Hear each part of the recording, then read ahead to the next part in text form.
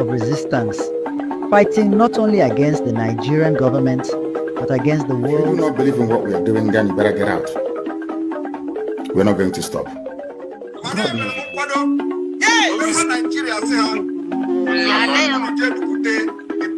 Going to lower the flag of Nigeria and raise the flag of the United States of Biafra.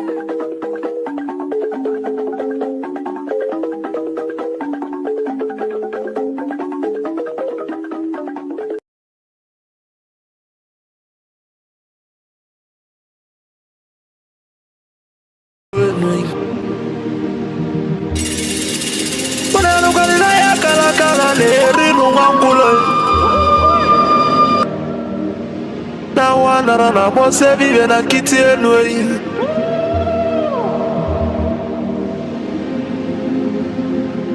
na tulaje bwana mabuli vemelem kuja atibe kuona tulane bovo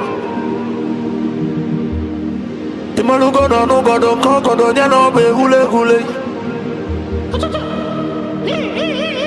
Dani mona tulilu na ya kalakana kwa lerinu mwangulu ngula matali woso jere futa mbaka njuba diali ama abulezi okwenu na baka la kelu ego nezi enwe n'ụbọchị akala kelu ego n'odezi maka na baba n'ụwa aralu n'uteyi ụmụ Biafra kụnyenu ụmụ Biafra kụnyenu ọnọdụkwana igbe ọnọdụ n'ọmọnọ n'ezi bịa kenenu ọnọdụ n'olile tọnọ na ndagwurugwu senyi tọnọ n'ugwu gbana ataghị Kanye wele fobi we na tabanu banyo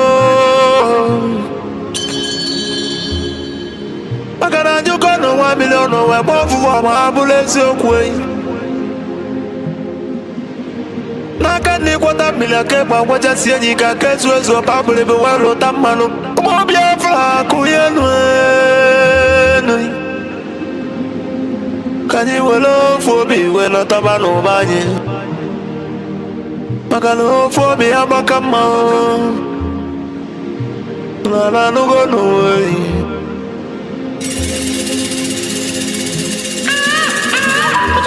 Mo Biafra na mekele umulina Nkabo nkani Mwa dati na ijele wanyi biakene mi Akwage bulu kwekene na fande otu Biafra is our hope And the Biafra is our religion Nkodi na wata chieza muno bibu onye iwere Wesi ya kene rugio Adubagwo chukwo Ikemba one of Biafra land mongwem Adawunele kala ya dike Ma fondi mo jiri diebu be bide biche vele mongwem Abusiku odogweji mali Igbo nine Odogweji malo Biafra miyo Adumegwo chukwu Papa gisi kene logi Filipu Efyong Abusikwa nwoke kwuloku we kwusi okwu si na Biafra ekunye Na ya bụ Biafra ya tulugo wenata Na bụrụ na ya bụ Biafra ekunyigo N'ọkụ ọgụli nwata n'aka na ele Abagisi kene logo onye ndu Maazị Nnamdi Kanu Amadike Biafra kede ebe Biafra, today for the simple reason that she has no jurisdiction to try me. None whatsoever. I came out of the refused from my case and cannot try my case. There are things that are happening in this country that a lot of you do not know. It is my duty to make that very, very clear to all of you today. Because the lies are too much. The lies are too much. I sent a petition to NJC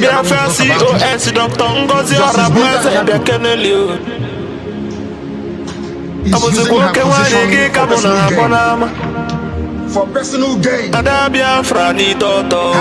and her husband are facing corruption charges. They told them that if they convict me, this is what happens.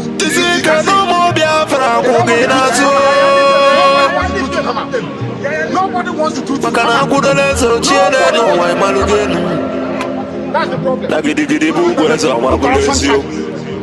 They sent her to my case. So they can the Biafran government in they don't exile cabinet.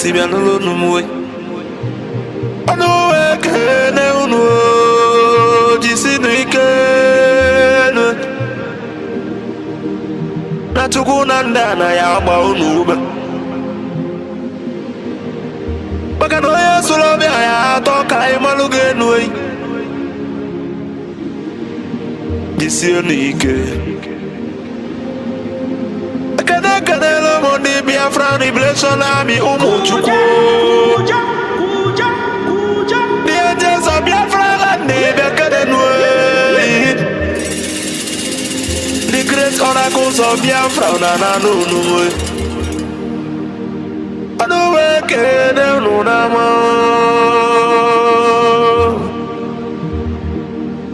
na nunu jisi kenol atugo ya ba ume omo chukwu ne the Prime Minister H.E. Mazi Simon Weba Abuzi Kwaba Tobiyo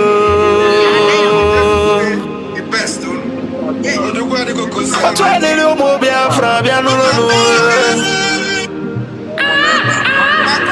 Anonganga Piotembe Wilo Name I just show you, you will not see. Lina ni umo Biao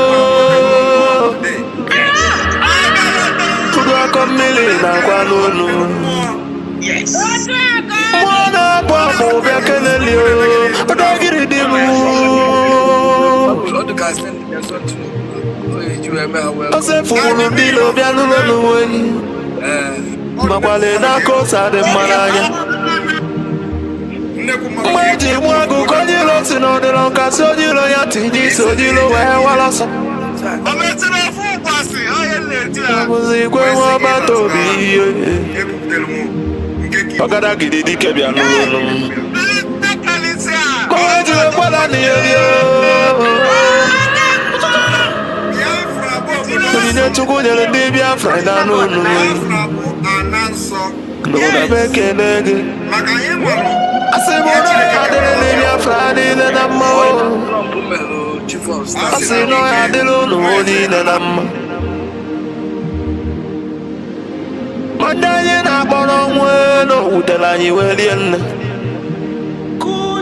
Mandanye na bono Ndudonu no mwe Makana mbona boke kwena bonike Moya na no, moya no No bivo ye debeli nedele no Wama believe emeleme A good legacy will last forever Wama believe emeleme And in remembrance of my bless you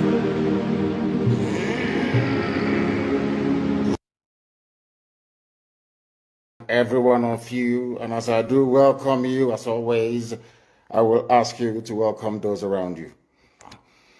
I welcome you by saying good morning, good afternoon, good evening, and good night to some of you, because unlike any other, this very broadcast, simulcast on multiple platforms this very day, morning, noon, or night, depending on where you are, is being relayed right across the face of this very planet Earth. A lot of people are watching, a lot of people are listening, and many of you will be blessed as a result of it. And as I do welcome you, please endeavor, or should I say, try to welcome other people as well. My name is Nnamdi Kanu. I am the leader of the indigenous people of Biafra all over the world, the director of Radio Biafra and Biafra Television, and by the very special grace of the Most High Elohim, a servant of the wonderful people of Biafra. Regardless of where you are, as I said earlier, we are welcoming you, and we are going to pray as it is customary for us to do here. Once again, I welcome each and every one of you, and before we proceed, we are going to pray. As it is usual with us here on this platform, we pray because we are nothing without the Almighty. We are going to offer praise and adoration to Him as always, and I will, of course, should I say, unfailingly pray in the language of heaven. Some may misunderstand, some of them may try to misconstrue, but one thing is certain right now, in the presence of the Almighty God, Elohim, Adonai, El Shaddai in heaven, the angels are singing, worshiping, and praising the Most High with the very oldest language on the face of this very earth, the Igbo language. And that's how I'm going to pray.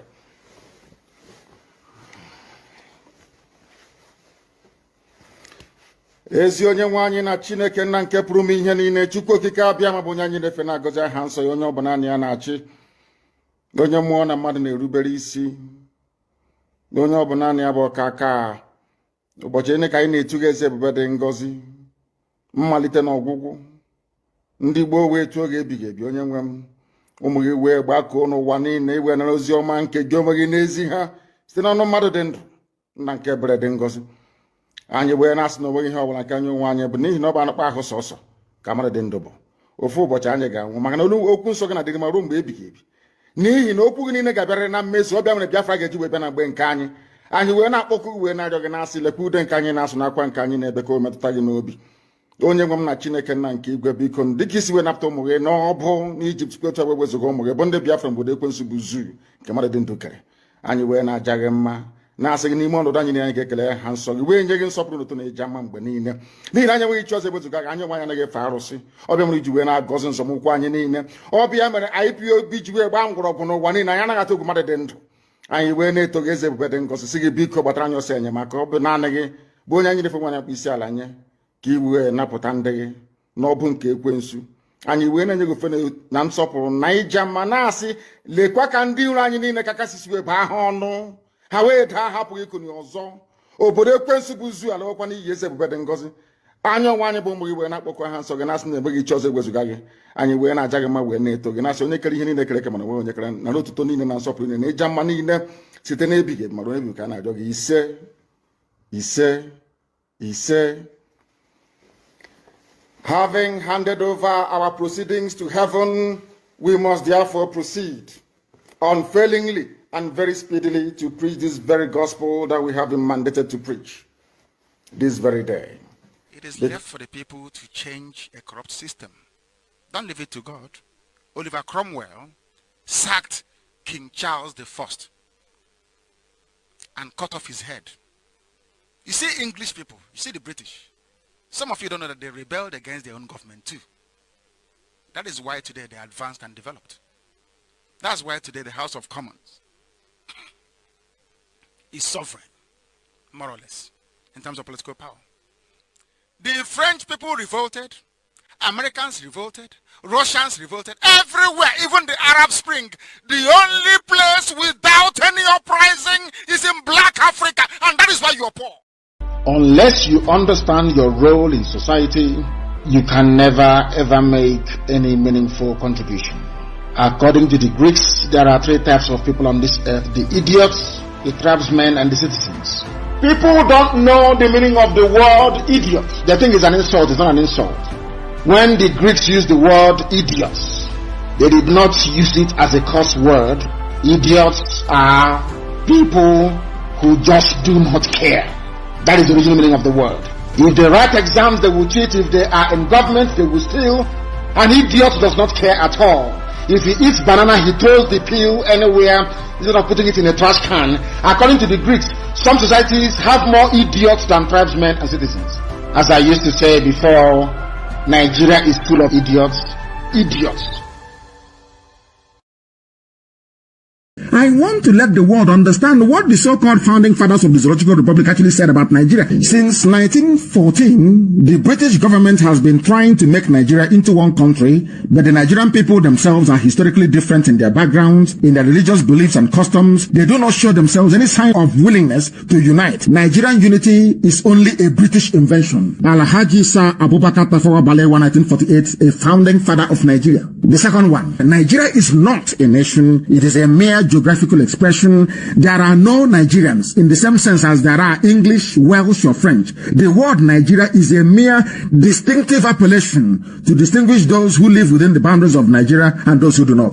Chief Obafemi Awolowo, 1947. Now, lastly, let me tell you what Nnamdi Azikiwe said in 1964 after the so-called independence of Nigeria. It is better for us and many admirers abroad that we should disintegrate in peace and not in pieces. Then, should the politicians fail to heed this warning, then I will venture the prediction that the experience of Democratic Republic of Congo, which is Katanga, will be a chance play if ever it comes to our turn to play such a tragic role. These are the historical facts that nobody can deny. We have it in abundance. So, their three founding fathers have, none of them actually believed in one Nigeria. All their founding fathers. But tomorrow now, you see Guardian write the founding father. Our founding fathers will be disappointed. But your founding fathers never believed in one Nigeria. It is here now.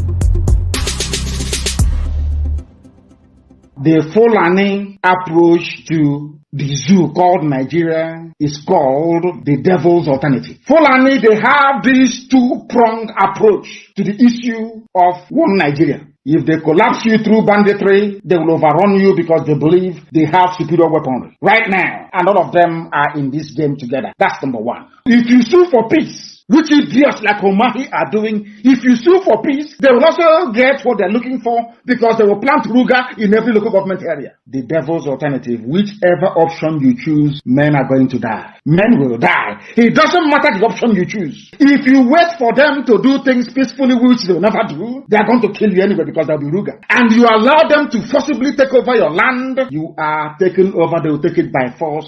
And Fulani will plant their people in your local government areas. That in the next 100 years, you'll be hearing about Olo Emirates. And then we'll be like Hausa people. Our great-grandchildren will now ask their parents, what happened? They will tell, oh no, there was somebody called Hope Uzodinma. He was playing politics. He loved Nigeria. There was one called Umahi. He loves Fulani. He used to be our brother. But then we are gone. As a race, we are finished. And I said to these fools, Fulani Caliphate is dealing with you people, but you don't know it.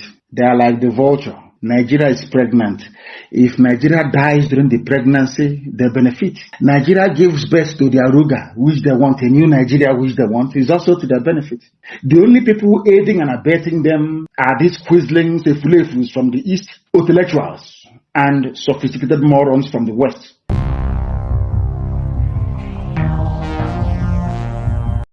Most of you who claim you own businesses everywhere in Nigeria, for that reason, you want everybody to die. Nobody is above death. Death is going to visit everybody. Just have to pray that you live and make impact in this life. The impact that matters now, as far as Nigeria is concerned, is not the impact to make people millionaires. It is impact to make people to be alive. It is impact to make people to feel secure. It is impact to make people feel they are free. That is the biggest impact you can make.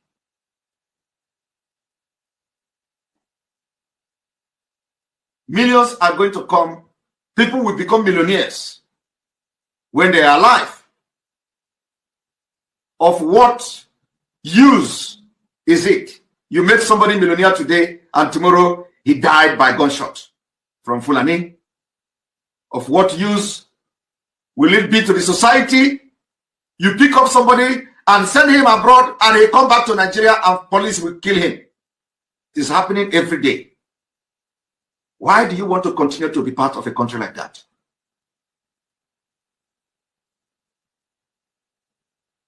Why? We are not the one bringing violence to Nigeria state. Rather, Nigeria aggression must be responded with aggression. That aggression is self-defense. We have no mercy for those that come to disrupt the restoration of this struggle. We don't negotiate with anyone. We will never do that. Because when you do things like that, you encourage the same thing to be inside the government, and they will continue to do what they are doing. There's an adage that says, no matter how you try to leave them, to forgive them, to accept them, they will still come up with that same behavior. Because Nigerian government has a process of divide and conquer. They use people within to destroy what Biafrans are doing. We already know that, and that is why they are not going anywhere. That is why we stop them on their track. That is why we discover them anywhere they are, and we bring them down. That is what we will continue to do. No mercy. No mercy, because lives have been lost. People have died. Children have died. Innocent Biafrans have been murdered. They've spilled their blood. We are not joking. Anybody, any attorney, any lobbyist, you think we are joking in this restoration process? I pity you. Sorry will be your name. State administrators, those that feel they do not want to follow the path of Obatopie, we also welcome them to quietly and peacefully leave the United States of Biafra. Biafra promotes freedom of association. You are free to go with whomever you want to be with. That is a basic right. We are not going to take it away from you. You are free to associate yourself with whom you want to. But what we are not going to allow is being able to disrupt what we are doing. Being able to use the platforms established by Obatopie to promote your chaos and your divisive nature. Allowing you to use the plans, the maps, the regions that Obatopie has set up to continue to disorganize, disinform our people. We are not going to allow you to do that. But as long as you following whoever calls you on the phone privately, it is okay to go with those individuals. And Biafrans, we truly support you to do that. That is called freedom of association, which United States of Biafra guarantees. There are charters that we signed during our declaration in Finland. And one of that is the basic human right of individuals to associate with whomever they want to. But you cannot do that under the United States of Biafra. There is only one United States of Biafra. Under one command, His Excellency the Prime Minister, Simon Ekpa, represented by my humble self, Dr. Orabueze. Anything outside this, we wish you luck, but please leave any platform that either myself or Obatopie has established. You can inquire from whoever you want to be with. They have their own platform. They have where they are doing their own little shenanigans. You can join them there. We wish you luck, but do not be in the platform established by the United States of Biafra and be causing your havoc. On that note, I thank all the state executives that are working day and night to ensure that we all go home by the end of this year. We thank all the Biafra Defense Forces, again, the decentralized forces and some of the units that have been there. We thank you for the coordination. We thank you for what you are doing to gradually move the state of a nation with all the discipline, with all the respect, with all the dignity associated with the United States of Biafra military. That is what this new nation is working on. On that note, I thank all Biafrans that are present here, all the state representatives, all the country representatives. And I want to quickly recognize all the Biafran secretaries and the Biafra cabinets. I'm going to start with the cabinets that I'm seeing here, the secretaries I'm seeing. I have 1 or 2 minutes to please.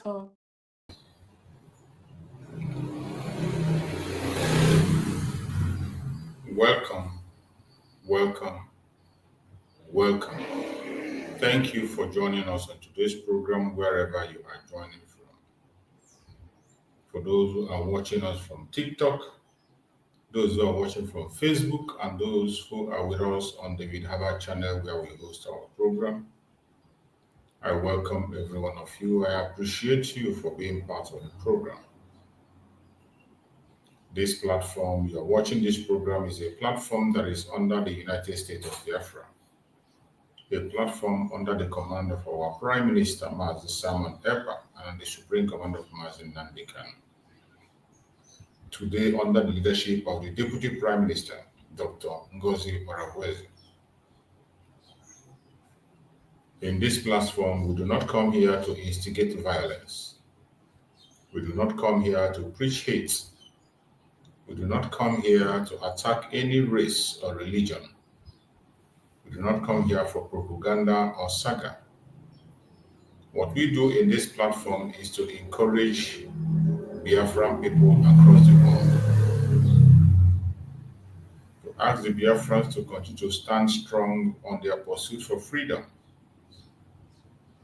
to support humanity and support everyone that is genuinely seeking for freedom. In this platform, we say things the way they are, without being politically correct. We expose the lies of the enemies of Biafra, the lies of the propagandists, the blackmailers, the lies that they have been telling against us. We expose them in this platform. And we will continue to do so until we get to the promised land. No matter how they attack us, no matter how they hinder us and block us, we will never stop. They try as much as possible to stop us from anchoring this program. They continue to kick people out from the program. So when you are lucky to join the program, if they kick you out, try to come back. They do not allow our notifications to go further. And when people log into the program, they are kicked out. I urge you to remain strong. Do not be discouraged. The truth will stand the test of time. No matter how difficult and challenging it is, we will continue to pursue the restoration of Biafra and preach this message. Chukwu Okike himself will know how to spread the message to those who are supposed to hear it. I welcome every one of you. It is another interactive section. Remember, today is Saturday. Saturday is always a special day in the course of this restoration of Biafra. Saturday and Monday are very special days. Every Saturday, the Biafrans come together to raise funds for the restoration of the independent state of Biafra. Every Saturday, people, Biafrans across the world, come in with their token to support the restoration of Biafra. We normally have the fundraising on Zoom by 7 p.m. Biafran time. So 7 p.m. Biafran time, every Saturday, Biafrans gather to raise funds for their freedom.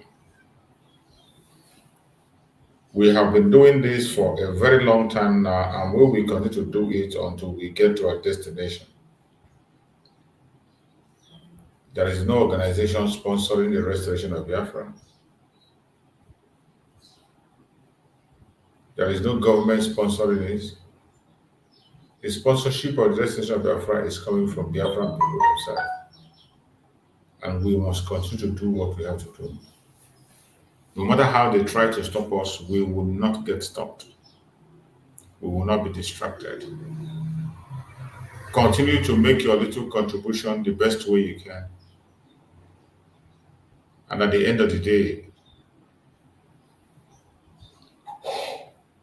Chukwu Gabema will bless you for the part you have played in the course of this journey.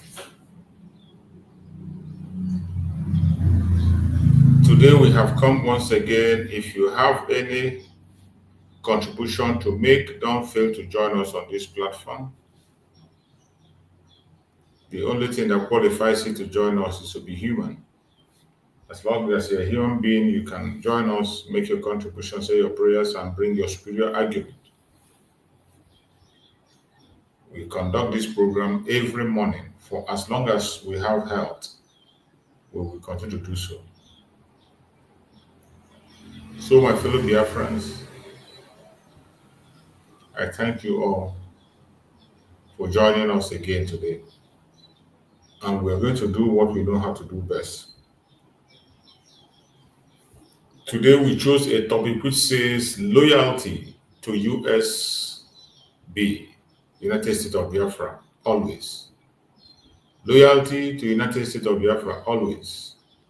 Loyalty to the government because it deserves it. Let's make history together. Loyalty to the United States of Biafra, always. That should be your pledge. Loyalty to the government because it deserves it. Yes. Let's make history together. My fellow Biafrans, we have to be loyal to the cause of Biafra. Every one of us owe this very journey loyalty. The government of the United States of Biafra is there for you, is there for me. They are our only source of strength. They are our only battle axe as it stands today, that we can use to overcome and defeat the enemy. No matter how they try. I understand that the challenges are so much, the distractions are huge, but as they continue to distract us so that they can discourage us, we will not be discouraged. Continue to stand your ground, do your own parts, and let Chukwu Okikabiyama do the rest. There is nothing we can do without the help of Chukwu Okikabiyama. And we must put our loyalty to Chukwu Okikabiyama. That is the only place our loyalty should lie. We must be loyal to the cause of Biafra. No matter what you see, no matter what you hear. It does not matter the challenges that are coming. It doesn't matter the propaganda and blackmails. The only place that we have future remains in Biafra. If you know that that's the only place we have future, you must do everything humanly possible to see that Biafra becomes a reality.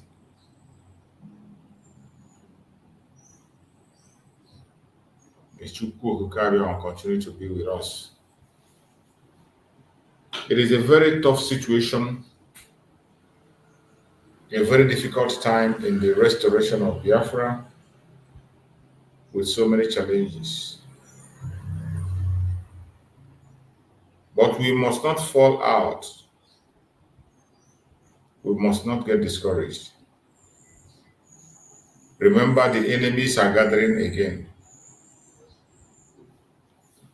They have started making their plans on how to drag you into their election again.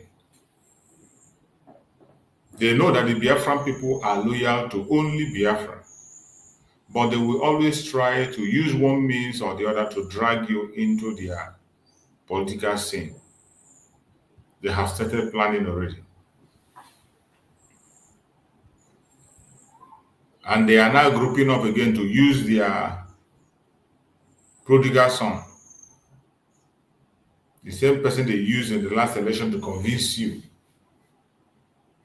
Today, they are still bringing him to create even more confusion.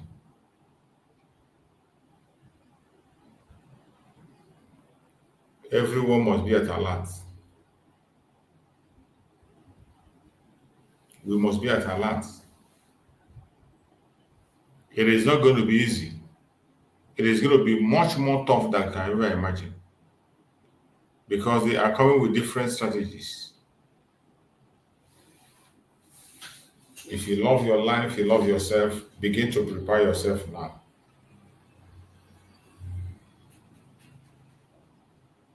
Begin to prepare yourself now.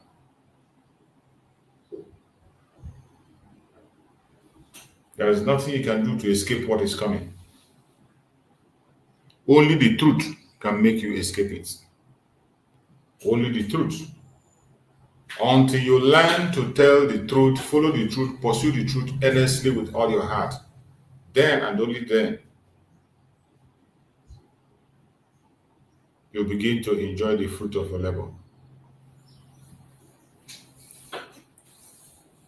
It is a pity that the world does not want the truth anymore. The world doesn't want the truth. Even in this agitation, people do not like the truth. Those who claim to tell the truth are all lying. Those who have professed and confessed the truth are all lying.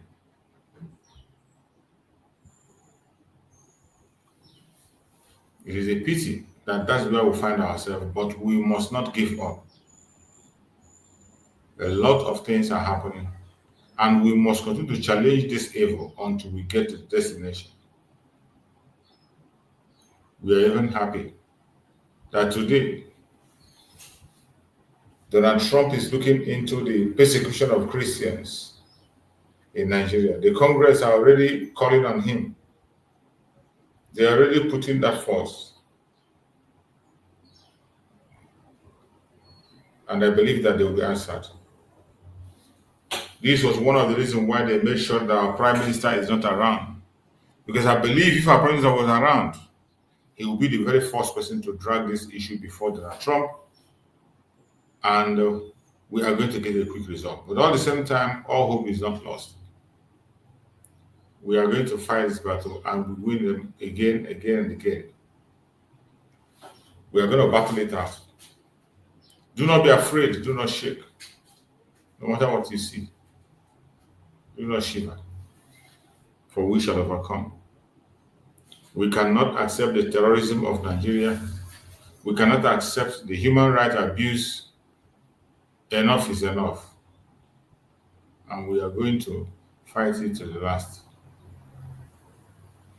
My fellow Biafrans that are watching this program today, do not be discouraged no matter what you see. You can see the attack is increasing. For more than 30 minutes going to 1 hour we are here. You cannot even see up to 10 people watching. It is not ordinary. It is not ordinary. That is a very heavy attack on our platforms. But no matter what they do, we will never give up. I want to share a very important video. Pay attention to this video and listen. to the testimony of one of those who have been persecuted in Nigeria and the terrorist activities around them, mostly in the north. Let us hear what they have to say. Well, there's a certain religion that wants to dominate others and overrun the country. Are there practices that suggest that, that Nigeria's secularism is being taken away from it as guaranteed by the Constitution? Well, when you're talking of we are past that level. We are now talking about total Islamization, conversion of government by the force of insurgency. So, well, when you are talking of the issue of Nigeria is no longer secular, because first, you are seeing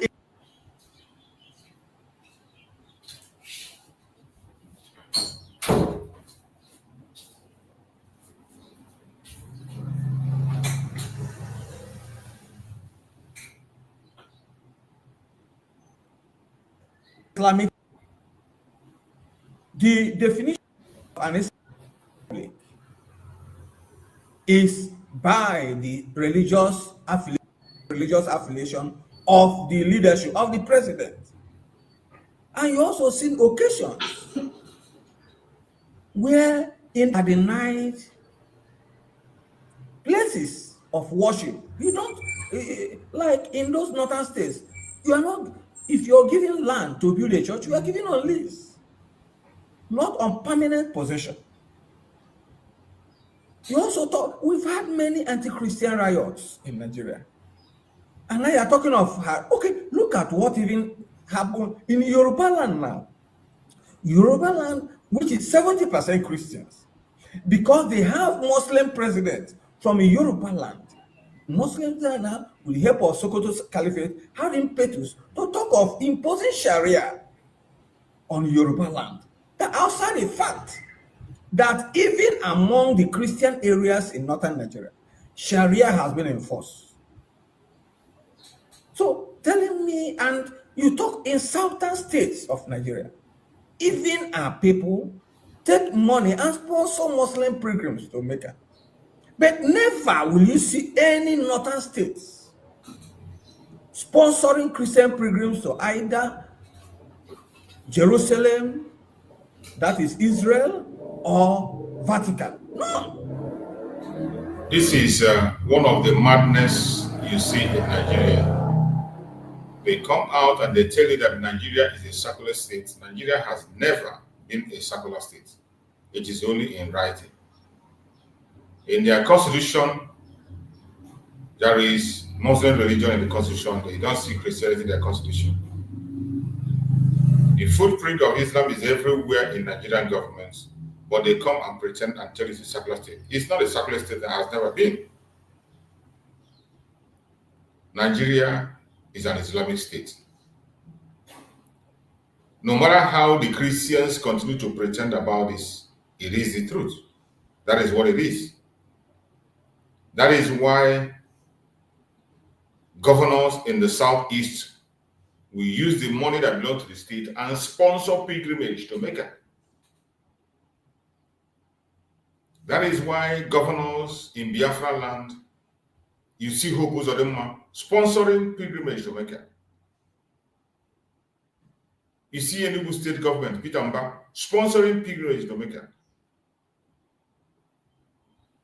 The money that we're supposed to use to build the state and do something for everybody to enjoy,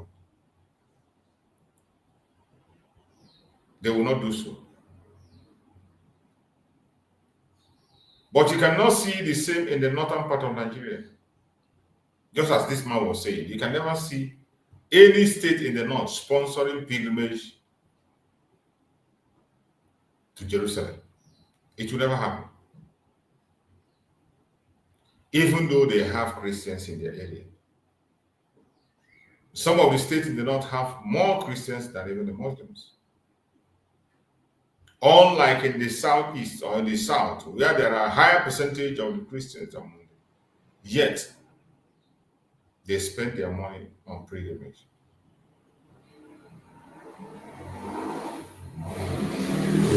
And you see the ones that call themselves the general overseers, the pastors and whatever, they are busy, very busy, extorting money from their followers.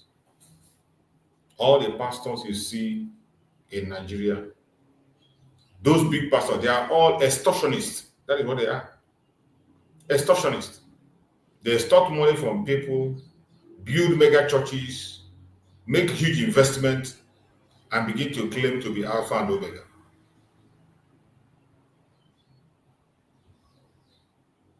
Meanwhile, in the country where they are, that is supposed to be a secular country, a place where people can be free to practice their religion, whatever you feel you want to worship is your business. However you think you want to pray is your business. But before their own very eye, a government is imposing Sharia to every single person in that country. And in the other hand, they will tell you it's a secular country. Nigeria is not a secular country, has never been. Regardless how they constitute pretend, we know it has not been. Now you can hear the testimony of this man. This man that is testifying here is in exile. He escaped for his life.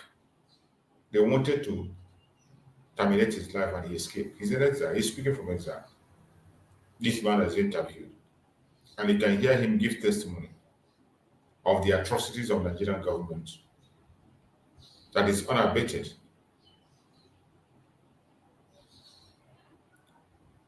Thank God that today some people have been able to go to Donald Trump, and the Congress is calling for sanctions for Nigeria. The people that went for that, listen, are from the Middle Belt. The Middle Belt has went there. But ask me, what are the Ohanese doing and Dama doing? Because the people that are facing the most persecution are the Biafrans. The people that are facing the most persecution, extortion and all is the Biafrans. But the people that are supposed to make a case for us are not doing it. That is why the Biafrans took it upon themselves to defend themselves. Self-defense is not a crime, has never been, and will not be a crime in our own time. That is why we will continue to fight until the last man standing. I believe freedom is sure. Sukuk, introduction of Okay, Doc. Yes, because I was coming to all of that. I was coming to talk about Sukuk. We are going to talk about pilgrimage and all of that. Now, there's a recent call by the Nigerian Supreme Council of Ecclesiastical Affairs, and it's asking.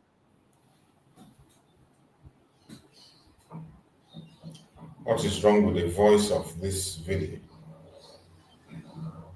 When they are making vital statements, they will just log it off. And what's the basis of this call? Because we have situations where we also have countries, that are clearly members of OIC, but are not Islamic countries. Why is Nigeria's membership of OIC? Why is it a problem to the Christian community in Nigeria? Is there anything that points to the fact that, look, our membership, is going to be a problem for Nigeria and for Christians in Nigeria?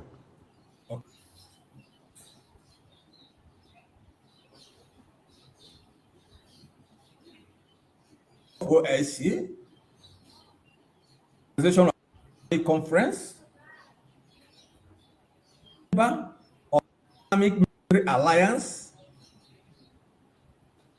Nigeria is also a member of development headed by top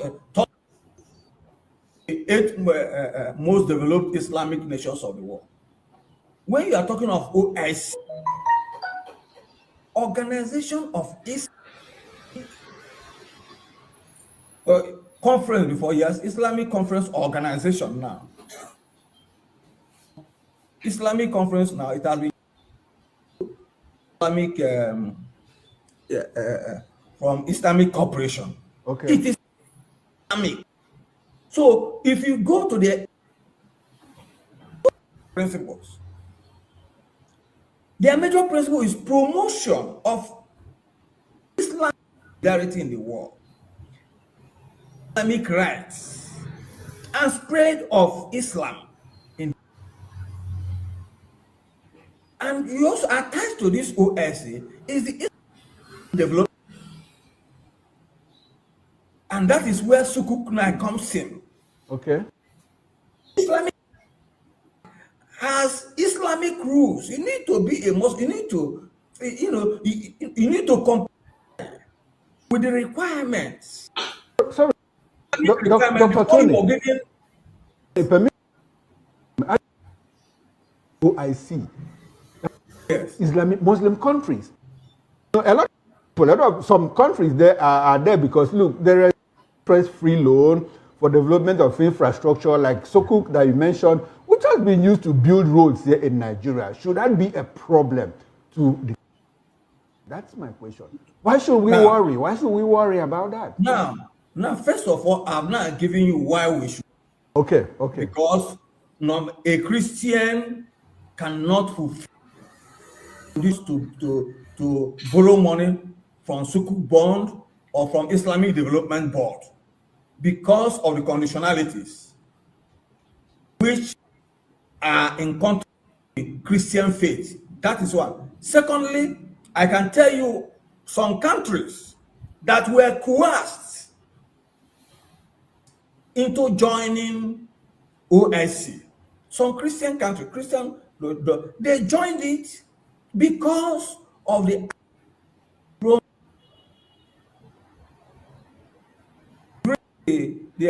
and that was during the 1973 Yom Kippur War when oil embargo, they imposed oil embargo, and Africans were in penury. They promised to help them, so they were giving them loans. So those who agreed to join, that's what I'm talking about, Islamic Development Bank. For you now to benefit from the loan, John, example, Republic of Benin under Matthew Kerry,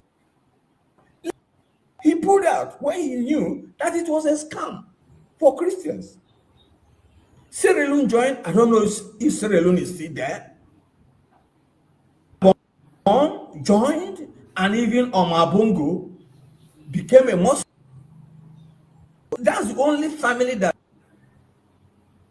you hold Gabon. Then go to Guyana, they also join.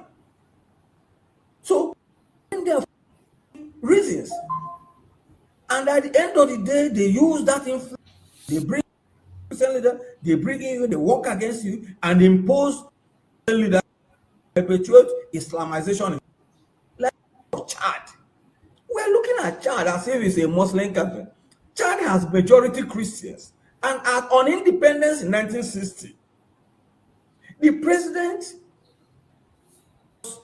Tombabaye, a Christian. Okay. And the man who even overthrew him, who was sponsored by Saudi Arabia and others, was also a Christian. General Malum, people who asked him to, who forced him to join OIC, also instigated insurgency. He's in Habre, Gukoye Wadeye, and now he has family now to remove him. And that is that. Okay, Doc, let me come in at this time. Yom Kippur War that essentially drew the OIC formation and all of that was in 1973. Now, between 1973 and I think Nigeria became a 1980.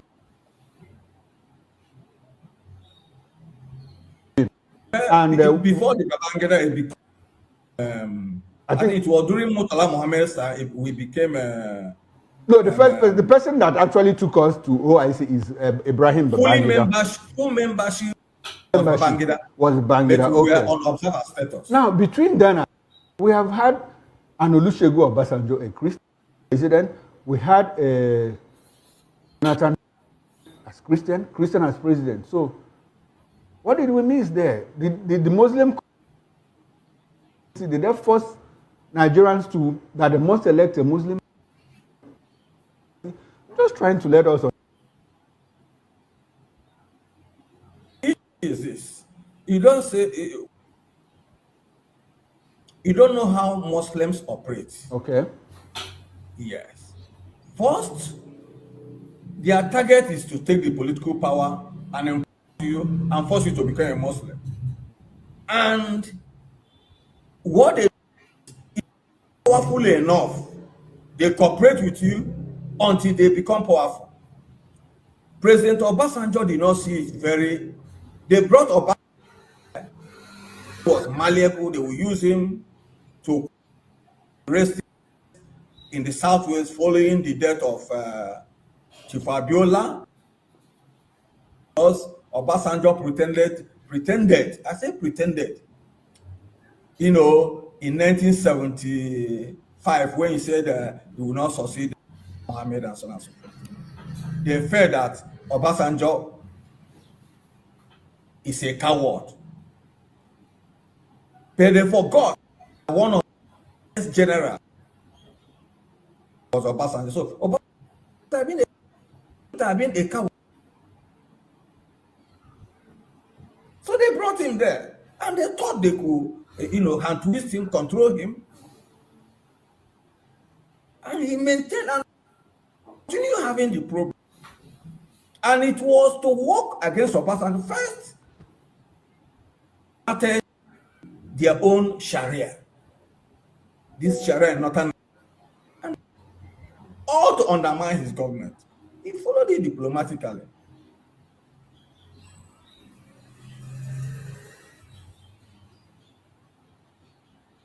Walking on the streets of Nigeria free. Hunger cut off the right hand. And you tell me that because just that religion is good and fine. Okay. And just fight before God. All right. Now, I'm coming. Yeah, go ahead. It was that Boko Haram actually started. 2009. Okay, before 2009, the opposition started when the former Emir of Gwandu said that they will fight Obasanjo. And when everything was tranquil, there was no conflict. And then Jonathan came in, he started. And in fact, let me just review this. In 2009, 2010, I was a guest of the Libyan leader, Muammar Gaddafi, with some prominent Nigerian and northern Nigerian, and even some emirs. Even so, the last time, 2010, I was, when we were coming, we left when Benghazi,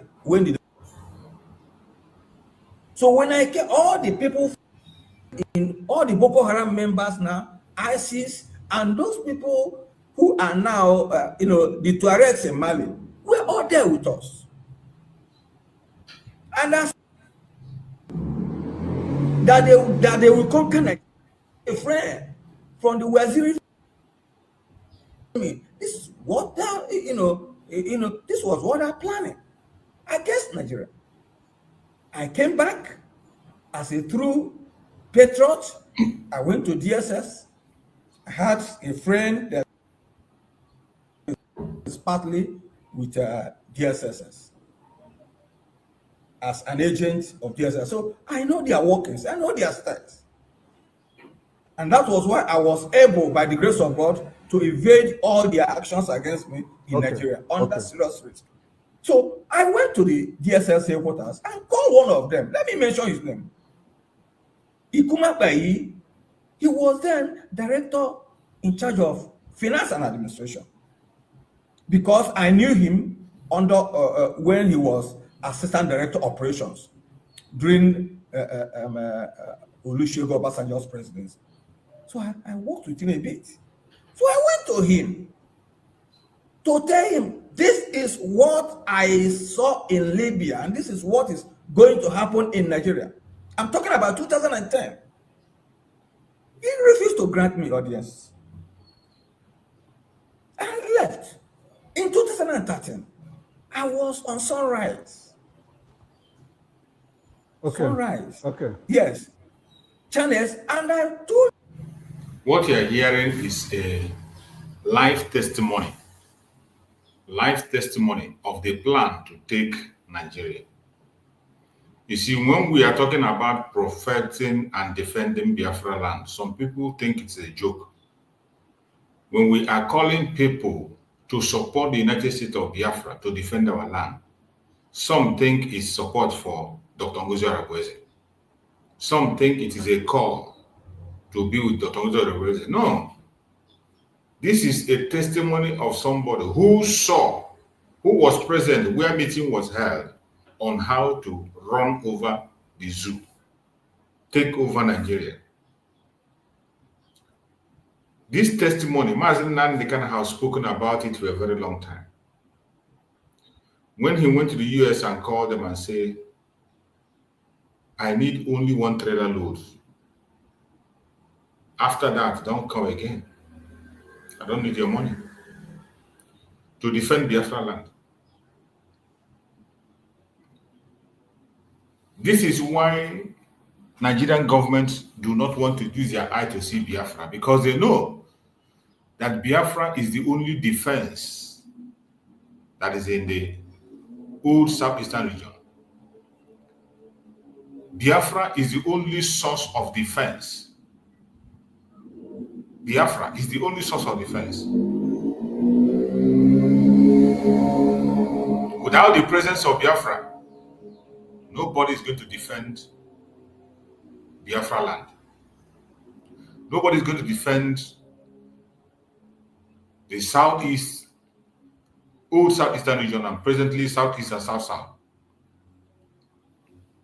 They know very well that the only strong defense that is there is the Biafran people. That is why they are fighting us inside and outside.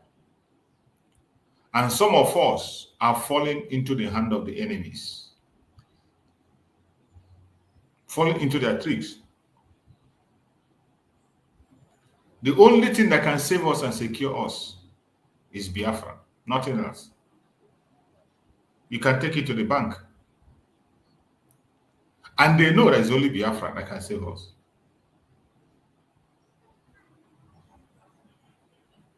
The insecurity you are seeing in Nigeria today, the atrocities, the loss of life,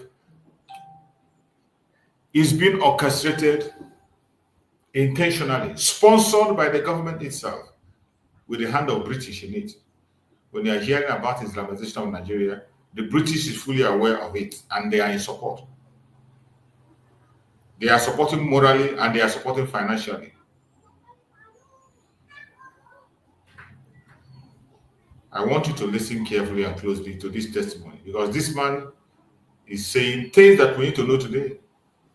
So that when you are hearing support United States of Biafra, you are not supporting Dr. NgoziOrabueze. You support your own defense. When we talk about self-defense, this is what it's all about, because they have come already. And they think they will go without a fight. They will not go. They will not go. If you don't want to be part of those that will lose their life, you must be prepared to defend yourself. You must be prepared to defend yourself. Nigerians, the arms are coming in now with the fall of Libya. That most of these arms used by Libyan are moving fast in Nigeria. There are Nigerians. The other Muslim who was a co-anchor, who was later fired, was opposing me there. I told them what we're experiencing today will still take place. In 2017, I wrote the whole Christian leaders.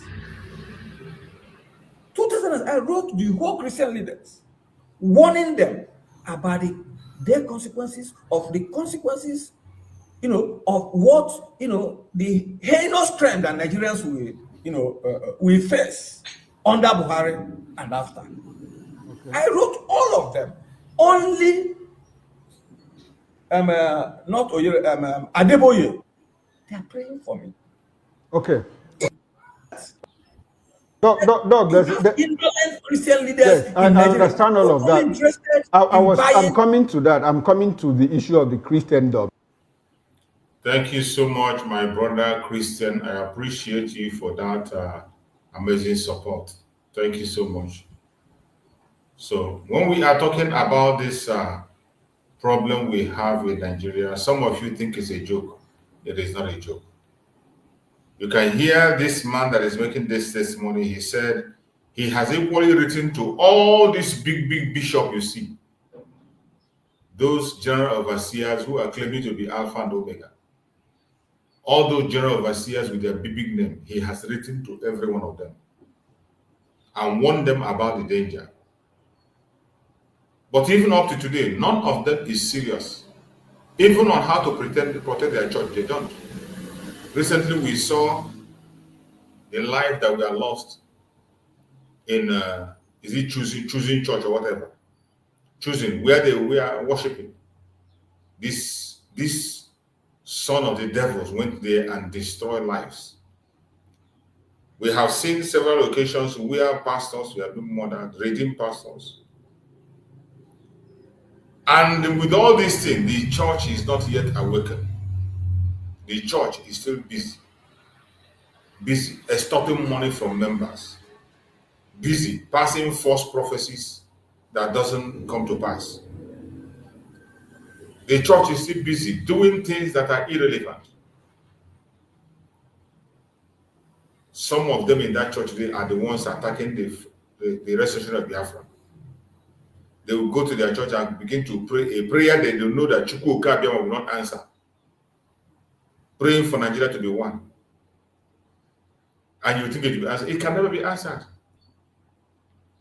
Any prayer for unity of Nigeria is water you pour on the stone.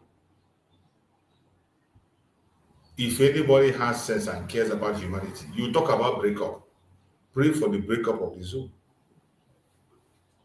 And until you break up that devilish contraption, things will never get better. It will be worse. It will be worse. When we say you should be loyal to only the United States of Biafra, always be loyal to the government of the United States of Biafra. Because it deserves it. It is only the government that will protect you, secure you. Remember the cry of Oboda Melafia. Remember the cry of Danjuma. Even though these are the people that supported the destruction of Biafra land. They wanted to help the Fulanis to take over Biafra land. Today, their own land is taken over. Today, everybody is shouting and crying. And even up to today, it is only the Biafrans that have more defense than any other group. We must wake up because the enemy is already at the gate. You know, how they have reacted to all of this. Now, it's good that you also brought us to this level. Now, talking about insecurity. My question would be, you know, if insecurity has persisted in Nigeria for more than 12 years, now, does it appear that the government's inability to rout the terrorists out is a part of a larger plan to continuously use it as a smoke screen by some people to prosecute a certain agenda? Is that what you are suggesting? Does it look like that? It's not what I'm suggesting. We are now talking about reality. First, look at Biafra. It took 30 months to get Biafra. And you are now spending more than 10 years to quell common insurgency in northern Nigeria. I passed through there, through northern Cameroon during my escape. It's open grassland. If I made the president of Nigeria today, give me 3 months, I will finish, I will flood them out. We have armored brigade, we have mechanized brigade, and you are sending one pickup, one Hilux load of 7 or 15 army officers with makeshift AK-47 to go and attack those people with SMG when you have armored cars, you have tanks. So the point is that let me tell you what. The only place they use their tanks is in Biafra land. You see in Biafra land where the innocent people have a legitimate demand, self-determination. They bring their armored tank in the street. You see armored tank in the street. You see jet flying on top of people's roof and throwing bomb. In Biafra land, the most peaceful place in Nigeria. But in the north, where the terrorists have taken position, where the terrorists are in charge, you will not see their jet flying over there. They bought Togona jet from the US. They used it in Biafra land. They went and bought from Turkey, and they used it in Biafra land. But in the area where the terrorist is holding sway, where terrorists are collecting taxes from people, they will do nothing. They pretend they don't see it. They pretend it doesn't exist. Just like this man is explaining. Northern part of Nigeria is an empty land, empty dry land, that it is easy to see anybody that is wherever they are hiding. In short, there's no place to hide. How can you hide in the desert? Northern part of Nigeria is the desert. There is no place where you can even find it difficult to survey our cities is in Biafra land, which their the chief of army staff confessed. Live on television, the chief of army staff confessed that in the Biafra land, it is a savannah area. Just like the jungle, you can be on your aircraft and you will not see what is happening on the ground. No matter how careful or how you survey, you can't see it. But in the northern part of Nigeria, it is a desert, an open field. It is very easy for you to be in your aircraft and dictate what's happening. In fact, even the international satellite on the air can pick up everything in the northern part of Nigeria, positions and where they are. And by the way, we have seen videos that we are extracted from satellites where the terrorists are, the bandits, where they are staying, how they are moving. But nobody attacks them. Nobody talks to them. But when it comes to Biafra land, they will come and tell you, we will stop the agitation of Biafra within 24 hours. We will crush them down. And they go ahead and push in all manner of armor tanks, destroying innocent lives and properties for people who are making a legitimate demand. The Biafrans are not taking anybody's land. They are not attacking anybody. They are only asking to have their independent state through a referendum. The government refused to conduct a referendum. Even when the Biafra have conducted the referendum, they are still attacking them. And he wants us to be silent and pretend all is well. All is not well. If you are a Biafran and you are not waking up yet, that it is time to support your government, support the United States of Biafran government. If you don't know that it is time, I don't know when you are going to know. It is only the United States of Biafra can support you. The only one that can protect your life. And that is why the enemy is fighting hard to distract you from supporting your government. Today is fundraising. Anytime we are drawing close to fundraising, you see propaganda, blackmail. Some idiot will come out and begin to shout and talk. And people are listening to them. The best thing we can do now is to support the government to build a strong army. Not the army that everybody will hold their phone number. People who say they are men on the ground. Every idiot can have their phone numbers. They begin to call people to get money. Everybody will call them and say they want to donate money for them. Mazi Simon Ekpa have been fighting against that for a very long time. He told them, do not receive anything from anybody. Don't. No matter who it is. Be disciplined. You are not supposed to receive any money from anybody. And he warned for people getting their contact. But because of the absence of Mazi Simon Ekpa, every dig Tom and Harry has the number of men on the ground. Today, every dig Tom and Harry have the number of men on the ground. Everybody will come and tell you how he's going to call men on the ground, how he's going to contribute money and send directly to men on the ground. You think it's a joke, right? You think the problem is a joke. Wait. The earlier you support United States of Biafra to build a formidable army to protect you from this janjaweed, the earlier the better. The war we are fighting is not a joke. The Fulanis have prepared this for a very long time, sponsored by the British. The terrorist activities in Nigeria are sponsored by the British, directly and indirectly, morally and otherwise. And you think it's something you can just overcome. You cannot. You cannot. If you know what is good for you, you must look back, support your government to make things change. There's what we call economy of war.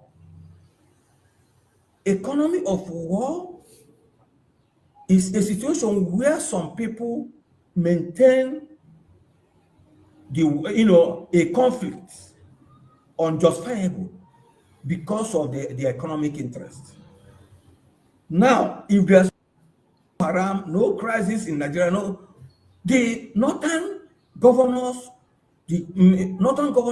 will not collect enormous security votes.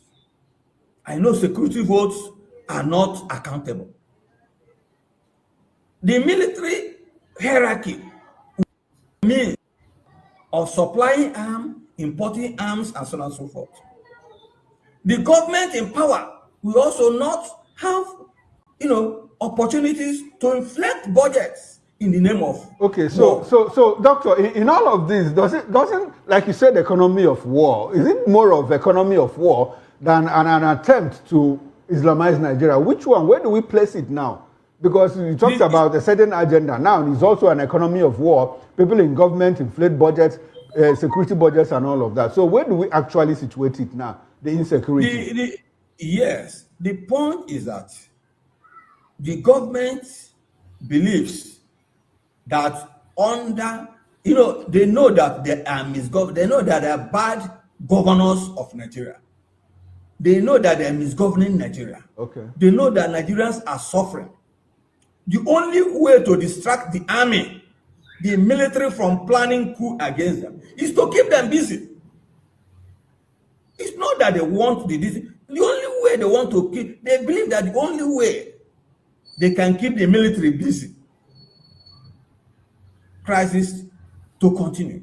Imagine CDS, a Christian from Kaduna State, one of the people who are highly oppressed, somebody who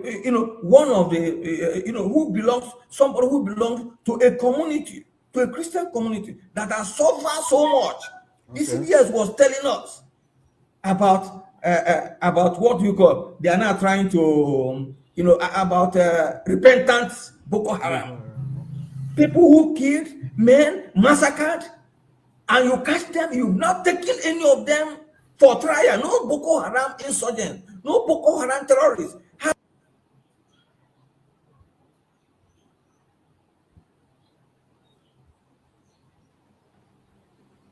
Okay, now, Doctor, based on what you just said, now, so it's more like there's an elite consensus for the war to continue so that the present leadership will continue.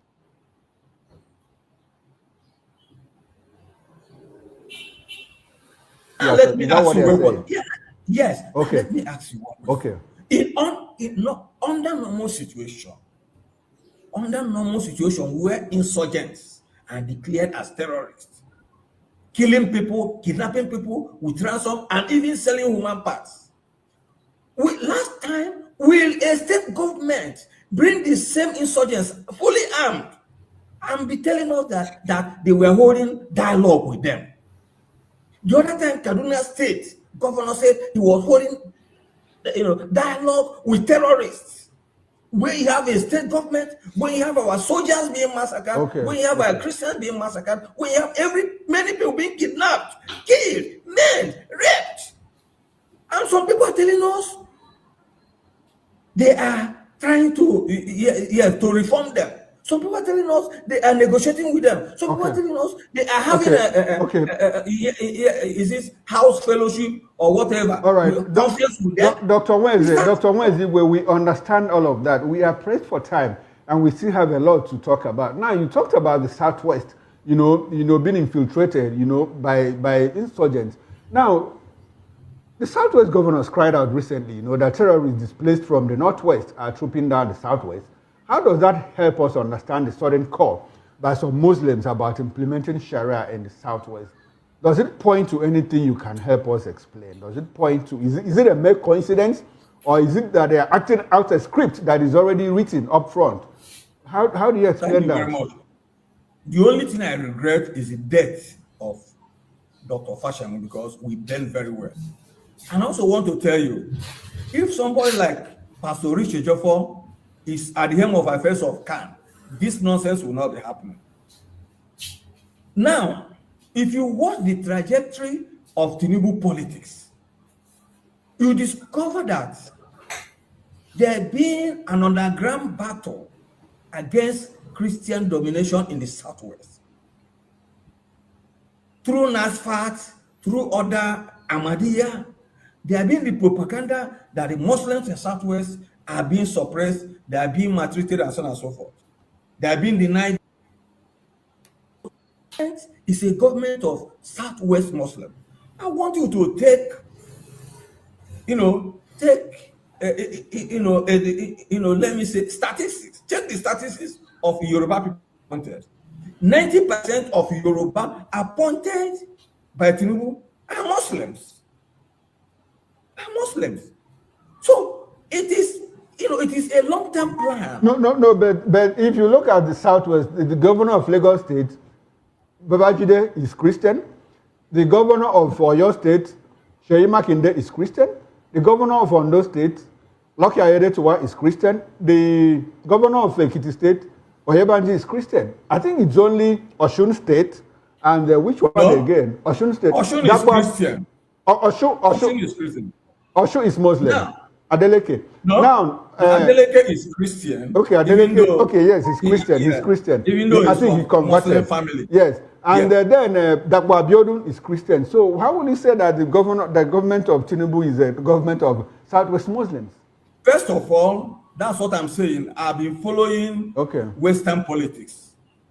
Now, it took Christian protests before Ambode, a Christian, was allowed to be president, to be governor of Lagos State. It took protests, and because of protests. Akiwumi Ambode was Christian. Yes. Babajide is Christian. So it was after Tinubu that was Muslim, Raji Fashola Muslim.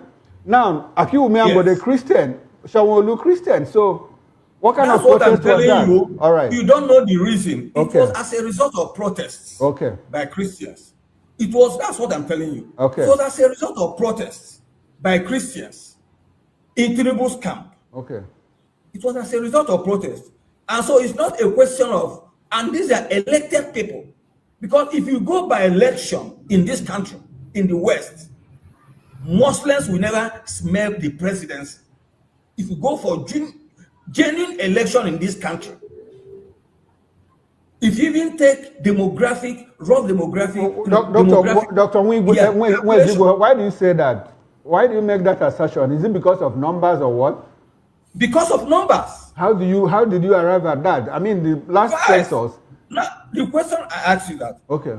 When Gowon conducted his census, the last census that Nigeria conducted that showed religion was the one conducted by Gowon, which proved that Christians are a majority.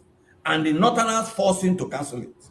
Okay. From that point, religion never formed part of the identity indices. Okay. All right. Yes. All right. So, Dr. Nwezi, I'm very sorry. We are pressed for time. We might have to do point 2, of this very issue. We might have to come back because there's a lot to talk about, because we have to leave the Southwest now and go to the Southeast, because still talking about insecurity.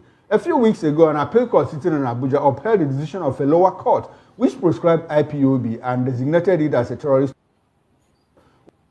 to the government, being very intentional to prescribe IPOB. Yet it cannot also do the same to bandits, cattle rearers who wear assault rifles, AK-47 guns, and displace people from their ancestral homes in the name of cattle rearing. What's your reaction to that? IPOB being a terrorist organization. Meanwhile, we have terrorist security agencies designate Mieti Allah and headsmen as one of the 7 most dangerous terrorist organizations in the world. When you remove Al-Qaeda, when you remove ISWAP and all of that. And mind you, we also have ISWAP West Africa. Islamic Province, West Africa region, and all of that, this government finds it convenient to designate IPOB as a terrorist organization. What's the reason for that? Do you have an idea? Well, first of all, Boko Haram, ISWAP, they are already designated as terrorist organizations. How about bandits? How about Yala? How about cattle rearers who wear assault rifles? Yes. The question is not cattle rearers, and that is where we come in now. Okay. The issue is that you have seen no single northern governor. I mean, I don't mean northern governor, northern Muslim governor actually come out to criticize the bandits or Meiti or the that's for another day. But when you are coming to the IPOB question, it's a complicated on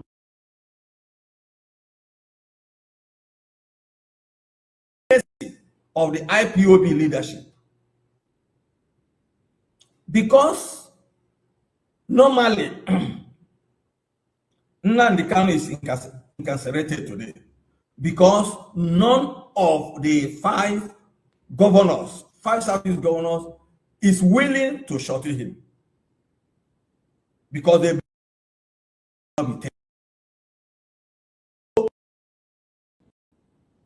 if to them he cannot be tamed, and they know that IPOB will undermine their political situation because of its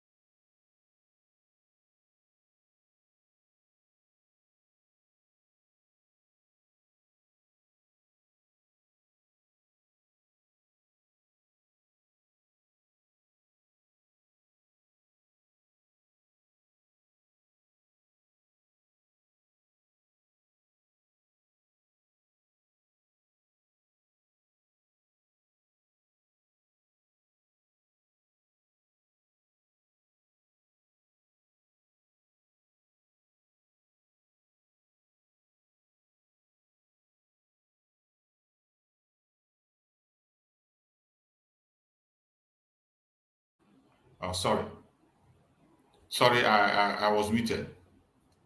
I disagree with this man on that line of thought when he was talking about the situation of Mazen Nnamdi Kanu's case, that the governors have refused to stand a shorty. That is why he's not released. I disagree. That is totally arrant nonsense and lies. I don't agree with that. Number one is that no office holder, not a senator, not a governor, has the right to stand for shorty for anybody in a law court. It is against Nigerian constitution. Nigerian law does not allow a senator, a governor to stand shorty for anybody. That's what their law says. So how can you come here and you tell me that it's because none of them is willing to stand shorty? That is why Mazen Nnamdi is released. It is not. I agree with you when you say they have a hand in prescribing IPOB. The prescription of IPOB is sponsored and engineered by the governors, and I've said it several times. It is the governors in Biafra land that prescribe IPOB. Meanwhile, in the northern part of Nigeria, you cannot see any governor speaking against the bandit. You can never see any governor calling the military to come and fight against the bandit. It has not happened in the north. In the northern part of Nigeria, they are all at peace with their terrorists and their bandits. They don't care. But it's only in Biafra land that you will see the governors calling names, calling their people terrorists. A governor. The same thing is happening today. You see today. In this Biafra struggle, you see it is our fellow Biafra agitators that will open their mouth and call us terrorists. That is how idiotic and foolish some of us are. Today, you will see a broadcaster, somebody on camera, and begin to call a fellow Biafran a terrorist. This was the same thing that the IPOB Nigeria was doing. The DOS and OPN, they were calling our Prime Minister Mazi Simon Ekpa a terrorist. They were the one that called him terrorist. They were the first people to call him a terrorist. A fellow agitator, people that we are seeking the same thing with. People that we are pursuing the same thing. DOS, we are the first person to call Mazi Simon Ekpa a terrorist before other people were in. And they preach it, they continue to call him until when he was detained. Today they have started again. Today, it's the same people today who claim to be fighting for Biafra. You see them on their camera calling DPMDrNgoziOrabueze a terrorist. Go to all their platforms, they will anchor a program and they are calling DPMDrNgoziOrabueze a terrorist, a woman that has not done anything.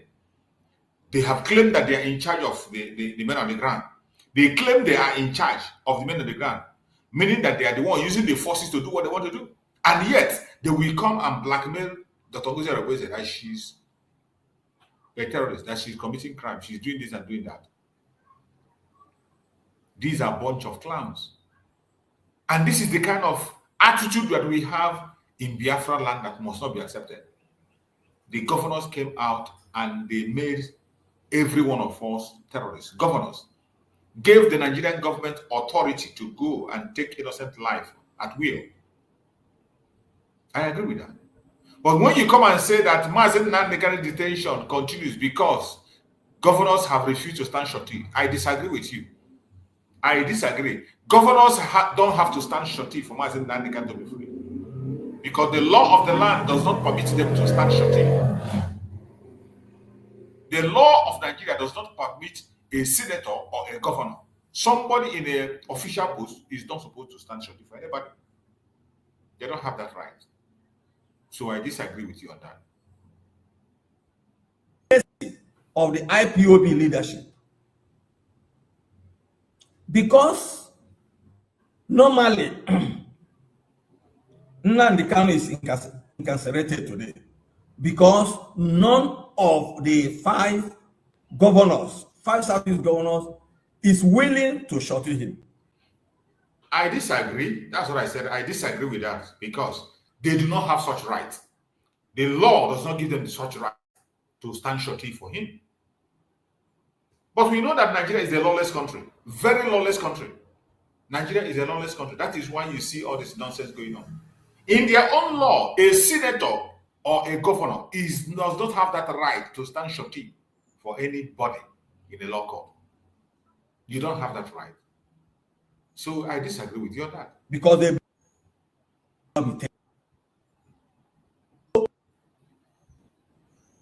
if to them he cannot be tamed, and they know that IPOB will undermine their political situation because of its do I say populist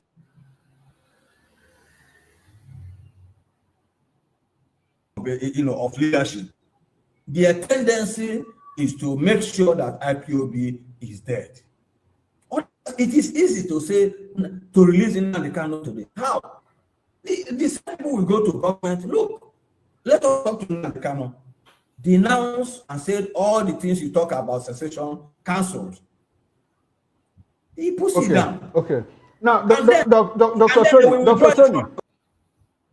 These people don't seem to understand. When they come to the issue of Biafra and Mazi Nnamdi Kanu, they don't understand. There is nothing Mazi Nnamdi Kanu cannot denounce or renounce Biafra. Impossible. He will not. In his last appearance in court, maybe this man was not watching. He just made it clear that he has the right to agitate. He has the right to agitate for his freedom.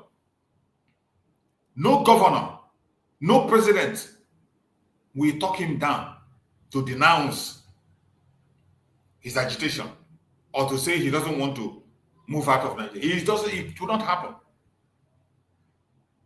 So when you come to that direction, you are getting it all wrong. And I don't blame you. Maybe you are from the north and you don't understand what. That is why I said yesterday that you can never know what it means to be a Biafran except you are a Biafran. Only Biafrans know what it means to be a Biafran. Only Biafrans themselves know what it means to be a Biafran. If you're an outsider, you can never know what it means to be Biafran. You will always be dancing around. Dr. Tony, I'm sorry to butt in at this moment. If if Nnamdi Kanu is so popular, why is he unable to form a political party? You know, muster political power within the Southeast and use it as a negotiating power at the center. Shouldn't that have been a route for... Look at another idiot. Mazen Nan, they can form a political party. Dim Odumegwu Ojukwu formed a political party. He could not even be able to win his own ward. These people are, I don't know the kind of head they have. Our eternal leader, Dim Odumegwu Ojukwu, the most popular man then, could not be able to win his own ward. In his own party that he formed, he couldn't be able to win his own ward. He lost out to, a person that doesn't even have a name. The worst mistake anybody that is fighting for freedom will do is to engage in Nigerian politics. Any day you move into Nigerian politics, you are gone and gone for good. You will never ever be remembered anymore. Any day Mazen Nnamdi Kanu make the mistake of saying he give a chance to politics or form political party, that is his end. And when they disgrace you, the next thing they will do is to take you out. This was how they disgraced our eternal leader, Dim Odumegwu Ojukwu, after he returned from exile. They persuaded him, open a political party, join political party, join politics. He joined. That was when he married this crazy woman that is working, Ono daughter, that is getting mad everywhere. That was when he married this Ono daughter, Bianca Ono. That was when he married Bianca Ono, that is today fighting against Biafra. That is today fighting against Biafra and trying to stop everything that has to do with Biafra. Because our eternal leader went into politics. They disgraced him. And every other thing is history. The greatest mistake anybody can do is to go into Nigerian politics. And we are not fooled and we can't be deceived. Mazen Nnamdi Kanu is not part of that nonsense you're talking about. For him to take? Well, if he's so popular to control the politics of the Southeast, he is from Abia State. Well, if he comes out, is he going to contest the governorship of Anambra State? The answer is no. Imo State, Ebonyi State, Enugu State. The answer is no. So the political class, why are they coming out? Nnamdi Kanu has a problem. He's eloquent. Fine. His elocution, very fantastic. Okay. But he lacks the intellectual wherewithal to drive the project he's undergoing. That is the basic problem. He does not take schools. He believes he knows more than even his advisors. Look at the way he treated his lawyer last time at Abuja. Of course, if I were his lawyer, I would abandon him immediately from the court. Okay. Right there. Because he lacks that respect. These are their level of understanding. You are not his lawyer. And Mazen Nnamdi Kanu cannot choose a clown like you. You know, he has started speaking like a confused man. These are people that are there for their belly. Mazen Nnamdi Kanu is a freedom fighter, not like you. That is why when I look at all these human rights activists and all this, we are not the same with them. We are not the same with them. We, the Biafrans, are facing reality. When it comes to reality, we focus on reality and we face reality. We are not into your political games and political correctness. You are blaming Mazen Nnamdi Kanu for standing up for himself. After several attempts of shutting his lawyers down or shutting him down, he took it upon himself to speak for himself. Mazen Nnamdi Kanu will not even bring somebody like you close to himself. Because the way you speak, it shows that even those reports you are making, it is for your own personal interest. Telling the West how they are killing Christians. And when they give you money, you go to bed and sleep. We are not on that same pedestal. That is not what we are doing. We are not just making noise for the world to hear and give us. No, we want freedom. And when we mean freedom, when we say freedom, we mean freedom. That is what Mazen Nnamdi Kanu stands for. And anything that will stand against it, Mazen Nnamdi Kanu will crush it, no matter where it is, whether in the court or outside the court. And you are talking of IPOB mobilization. Those who follow IPOB are ragtag, Okada men. Hi, Chineke. Responsible Igbo people who know that diversity and exploration are the core Okay, Dr. Mwezigwe, I'm happy. You see, that is how all these clowns speak. You see, when he's not speaking, he's not denigrating people that are following Mazen Nandekano, that they are Okada men. This clown, who they call doctor, I don't know where he got his doctorate degree from, doesn't know that we have professors, we have doctors, we have engineers, and businessmen and elderly men who are in IPOB. But when they come to the media, they eulogize, because they gave him opportunity to speak in a station. Look at nonsense he's speaking. And what these idiots are chasing are only to speak in the public. They just want to speak and got international attention. Then one NGO from abroad will give them money and they will lash on it. When he was telling his story, how he went to Gaddafi in Libya, you can imagine the person Gaddafi will invite to Libya. You can imagine somebody who will go, Gaddafi will invite. You're so-called Christian, you say you're a Christian. Gaddafi invited you for a meeting in Libya. You know, some of these idiots, it is when you continue to listen to them and again, you begin to see where they're coming from. That is why we are not the same with them, and we can never be. We can never be the same with this kind of clowns. That is why the middle belt today is taken over. The middle belt is taken over. They are only forefront to go and talk and talk and talk. Once they're giving money, they go to bed. They can't do anything. They're not. They talk and talk and talk. Once they're giving compensation, they go to bed. The Biafran people are not like that. That is different. When it comes to people that are seriously looking for genuine self-determination, it is the Biafrans. We don't want your amnesty. We don't want your gift. We don't want your presidency. We don't want your politics. We want to be on our own as free men and women. Why is it so difficult for you to understand? Look at an educated, somebody who claims to be an educated man coming here to talk down on IPOB. Coming here to talk down on IPOB. Somebody who claims to be educated. You are here talking down on IPOB. Saying that it's only Okada men and poor people that are IPOB. Are following Mazen Nandekano. Denigrating Mazen Nandekano. Mazen Nandekano is eloquent, he doesn't have brain. Look at you that have brain. You are in exile, ranting. You that have brain. You couldn't even change anything in your own community. And the idiots like this are people that the government have used against their own people until they somehow get tired of using them and they run away. When they run away now, they will go abroad and stay abroad now and begin to claim innocent and informant and people that have information. From the way he's talking, you know that this man is a saboteur, a complete saboteur who has been used and dumped. And out of anger, he's now speaking. Initially, when they start talking, you think they are human, they know what they are, but they know nothing. Judging from his line of thought now, you will now understand why Gaddafi invited him in Libya. We know who Gaddafi is and the kind of people he associates with. We all know. It is sad. But when you see all these things, you will now understand why it is important that we will leave Nigeria.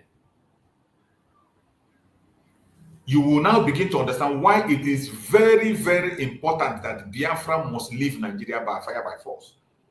Support your government. Your loyalty must be to the United States of Biafra. That is where your loyalty should be. Not on the people who are calling their fellow brothers terrorists. Not on the people who are delegitimizing United States of Biafra government. The instruction that Master Samuel gave to us was to legitimize United States of Biafra government and delegitimize Nigerian government, not the other way around.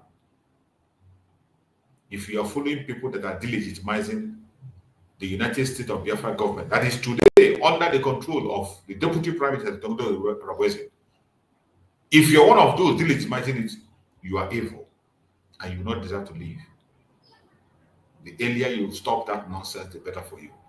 I'm happy that you talked about the membership of IPOB being from the pedestrian classes, from the pedestrian class.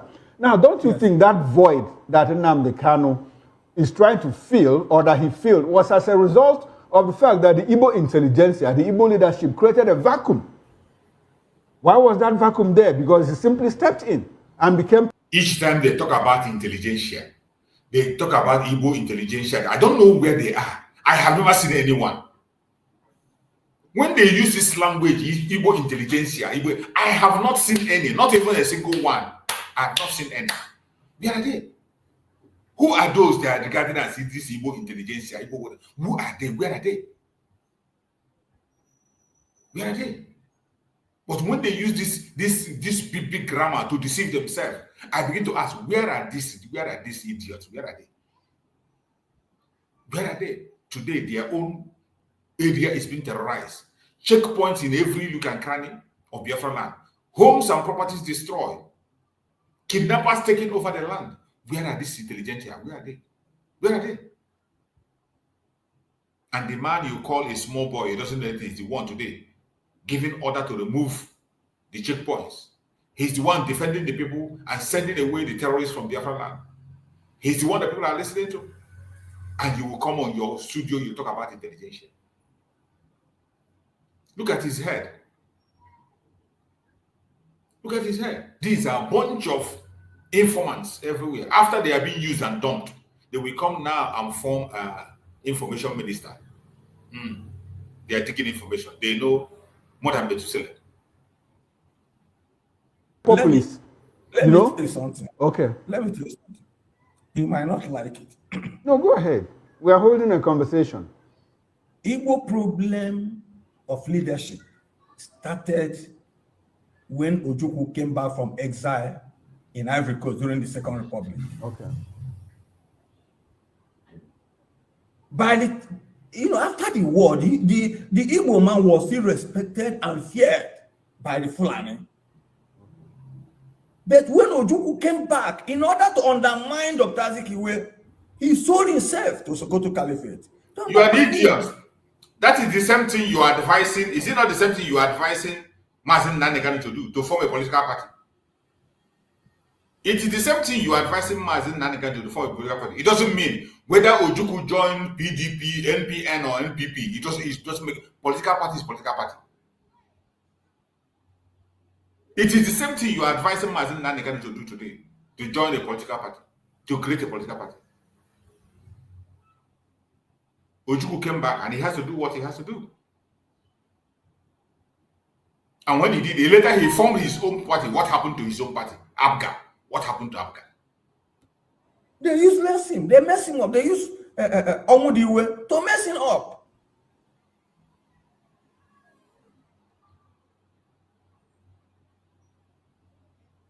And if they did such, because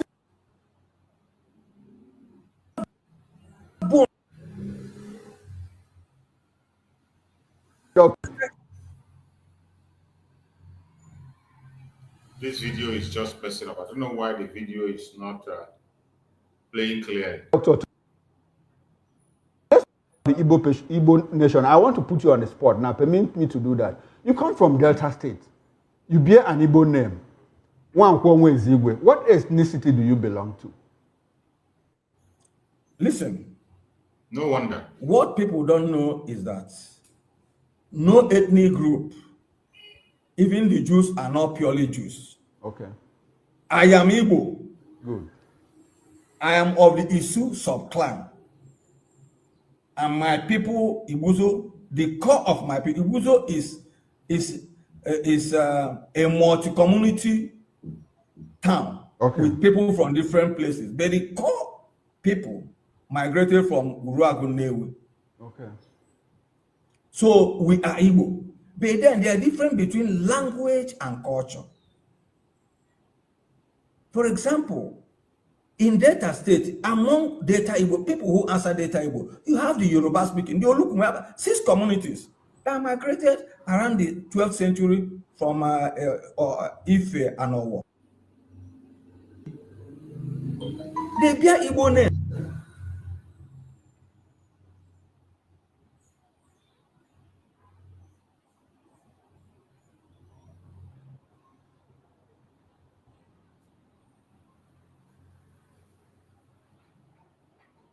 this video is really getting much more bad.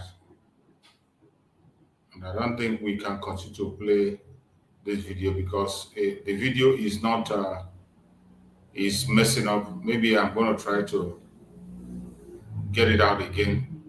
So you can see, sometimes why we play this video is to see the mentality of some people. And when you see when the man begins to introduce where he comes from, now you understand why he's speaking the way he's speaking. That is why you can never trust anybody 100%. You can only trust yourself. So my fellow Biafrans, every one of us must be focused and have our loyalty for the United States of Biafra. That is the only solution. The only thing that can guarantee our safety, the only thing that can guarantee our security is the United States of Biafra, nothing more. Not Nigerian politics, not the politicians, not any miracle anywhere, not the pastors or reverend, no.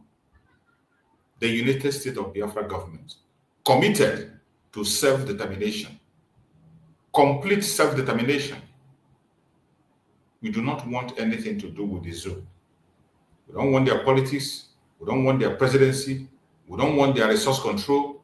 They should be on their own and let us be. That is a simple request that the Biafrans are making. It is not too much to ask. It is not too much to ask. And anybody that feels it's too much to ask, we have that person to contend with. Wherever you are watching this program, I urge you to please pay attention always and do what you have to do. The atrocities of Nigeria is ringing bell before the whole world, and the world is paying attention. Very soon, by the special grace of Chukwukama, Donald Trump is going to weigh in the atrocities of Nigeria against Christians. And from there, I know very well that the issue of Biafra is coming on board. Today, we are going to be having our fundraising. Please, wherever you are in Biafra land, wherever you are in the planet Earth, please join that fundraising and give your own support. We must support the United States of Biafra government, support the best way you can. Only Chukwu Abiyama will help us to fight this battle, and by his grace, we shall overcome. Today, remember today we have a very important program. That is why we are going to close this program as early as possible. I'm not going to take much of your time. It is weekend, so that people can be able to preserve their data for the State of the Nation address by the Deputy Prime Minister, Dr. NgoziOrabueze. The State of the Union address is coming up by 5 p.m. Biafran time. 5 p.m. Biafran time, I expect everybody to connect and hear from the Deputy Prime Minister live. It will be streamed in all our platforms. All the United States of Biafra platform will stream the program live. Don't miss it. Important information will be delivered. The United States of Biafra government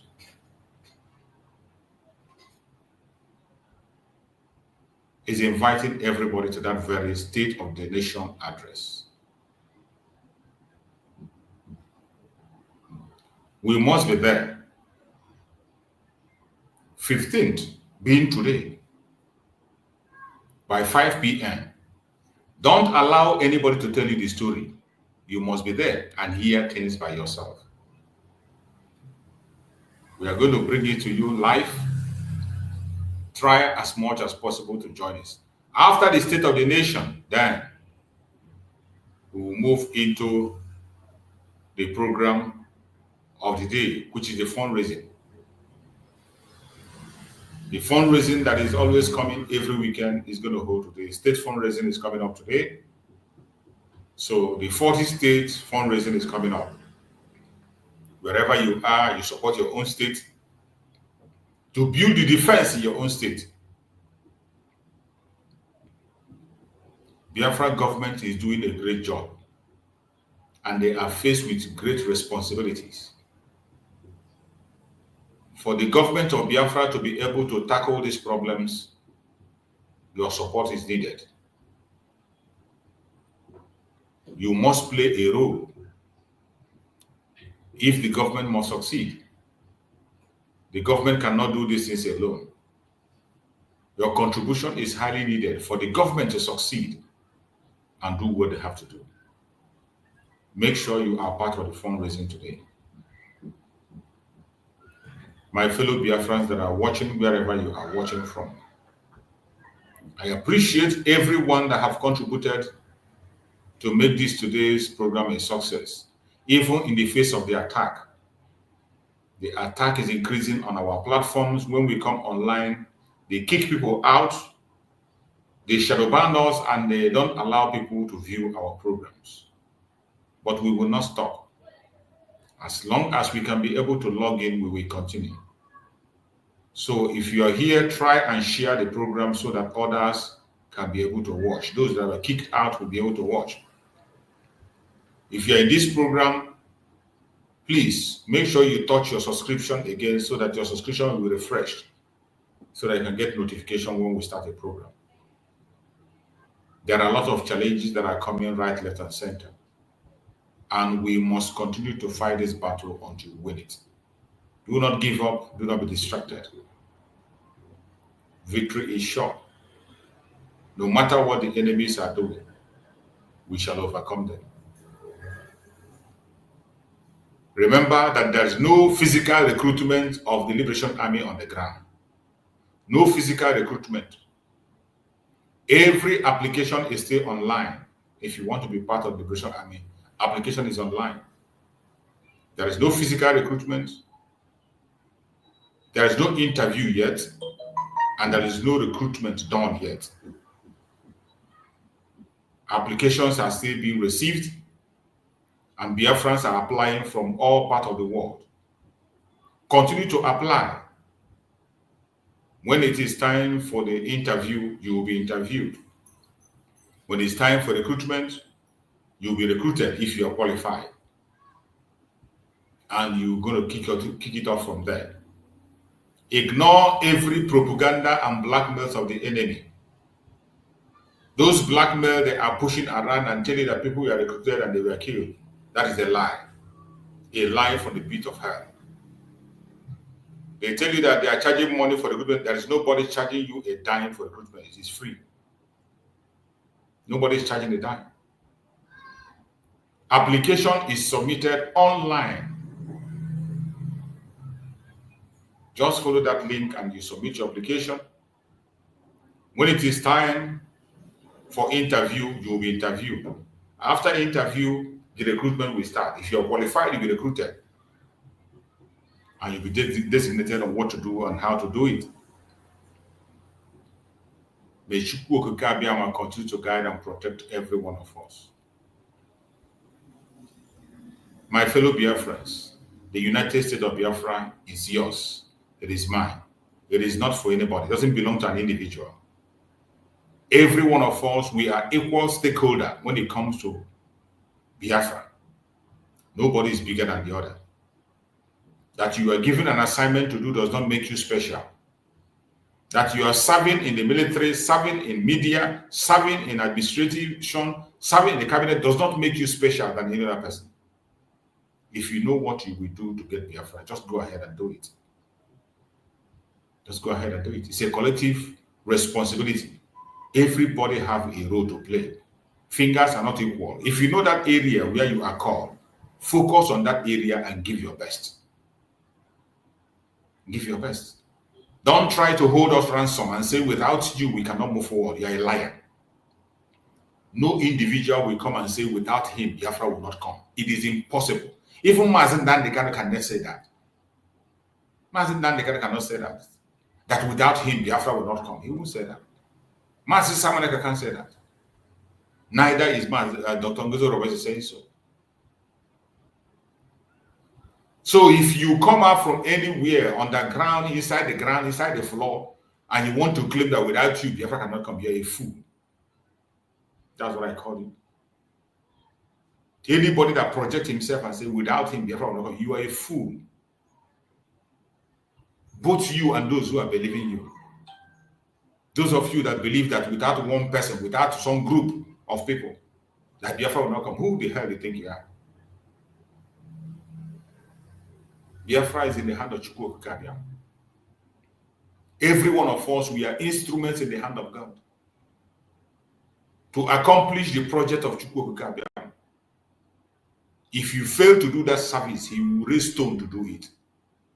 If you feel because you are in the media today shouting and talking and people are following, you feel that when you stop talking, that Biafra will not come. You are a mad person. You don't know what you are doing. You feel you are serving in the military, that when you stop serving in the defense, that Biafra will not come. You are a fool. You don't know what you are talking about. You think you are serving in the cabinet or anywhere that without you, Biafra will not come. You are a fool. You are a fool. The most foolish person. That's what you are. Because there are people that can then do that job you are doing 1,000 times better than you. There are people that can do that job 1,000 times better than you, just that they don't have an opportunity. Just that time has not come for them to do it. Maybe you're being there, you're even being a stumbling block to others. Maybe you are a stumbling block to others, you don't even know. Maybe because you are in the Biafra Defense Army, because you are in the media, because you are in the cabinet. Maybe you are a stumbling block to the real people to come. So if you want to walk away, just walk away gently and go and rest and let the people who do the job come. Nobody is indispensable. Biafra is for all of us. We are equal stakeholder. It doesn't matter who you are. It doesn't matter where you are. Everybody is giving his own service, and that is what it's supposed to be. We cannot be, all of us cannot be at the same place at the same time doing the same thing. No. There is division of labor. If you know where you fall in, go and do what you have to do. There are people today that are financially powerfully sponsoring and supporting Biafra. Those who have that financial strength, those that are blessed, don't look back. Don't allow anybody to bully you. Don't allow anybody to look down on you. If your own area is that you have the finance to support, you can't give your time. You can't do some other thing, but you have the money, you have it, you can give. Please, don't look back. Do it, and you are equally doing the same thing with that man who is holding a gun is doing. You are doing the same thing with that man who is doing it in the cabinet is doing. You are doing the same thing with that man who is on the media is doing. Just do your own and do it well. Do it and do it well. Give it your best. That is the most important thing. It is not about the level you are, how long you have done it. It is not about the hardest you try. No. It is about consistency. It's not about how I have been there for donkey years. I have given a lot. I have done the hardest thing. It is not about that. It is about consistency. Can you continue to do that same thing, do that good work until we get home? Can you consistently continue to do good until we get home? Or today you are giving your best, tomorrow you are not even giving at all. The next tomorrow you are destroying the ones you did before. Consistency is the key. If you're not consistent, sorry. We don't give a damn about you. We don't care about you. And we're not going to have anything to do with you. I appreciate my fellow Biafrans who have participated on this program. I say, may Chukwu Okike Abiyama continue to guide and protect every one of you. Please, don't fail to be on the fundraising by 7 p.m. Meanwhile, 5 p.m., the State of the Nation address by the Deputy Prime Minister will hold. Don't miss it. Thank you so much for being part of this program. I appreciate everyone that has participated, everyone that has supported this program in one way or the other. I thank you so much for your support. And I hope to see every one of you in the evening program. I wish you a very happy weekend. See you, and may Chukwu Okike Abiyama bless all of you. Thank you so much. Be there in the evening. Let us listen to the Deputy Prime Minister Dr. NgoziOrabueze an update. Stay blessed. See you.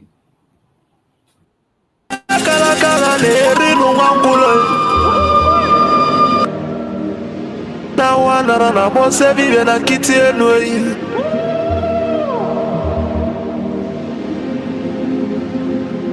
na tulaje bwana mabuli vemelem kuja atibe kwa tula ne bovo timalugo no godo kokodo nya no be hule Dani moda tunilo na ya kalakala kwa lerinu mwangulu ngula matali woso jere futa mbaka njuba diali kama abulezi okwenu na bakala kelwego nesienwe n'ụbọchị akala kelwego n'udezi maka na ababane n'ụwa aralu n'unuteyi ụmụ Biafra kụnyenwe ụmụ Biafra kụnyebe ụnanụkwara igbe ọnọdụ ụlọ mọnọ n'ezi bịa kenenwe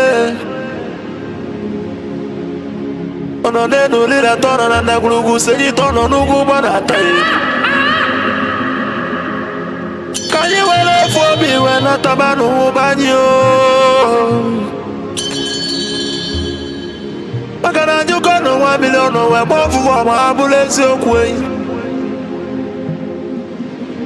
Naka ni kwata mila keba waja sienyi ka kesu ezo pabule be wero tamano Mo Biafra kuyenwe Kanye wele fobi wena tabanu banyo Makalo fobi abakama na nugo noi